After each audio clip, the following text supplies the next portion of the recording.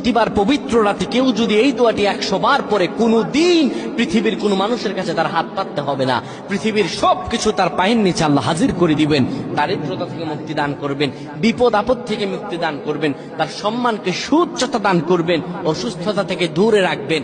আল্লাহর অশেষ দয়া ও রহম তাকে দান করে দিবেন। সুবহানাল্লাহ। বৃহস্পতিবার রাত এটি গুরুত্বপূর্ণ রাত। এই রাত সপ্তাহে একদিন আসে।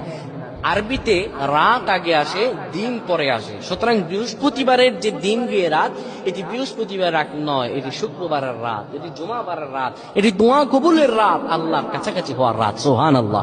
এই বৃহস্পতিবার রাত আল্লাহ তাআলা বান্দার দোয়া কবুল করেন। কেউ যদি বৃহস্পতিবার রাতে ঈশা নামাজের পরে পবিত্র হয়ে ইয়া হাইয়ু ইয়া হাইয়ু ইয়া হাইয়ু ইয়া রাফিয়ু ইয়া রাফিয়ু ইয়া রাফিয়ু এই দোয়াগুলো পড়তে পারে 100 বার, আল্লাহ রাব্বুল আলামিন তার মর্যাদা বৃদ্ধি করে দিবেন।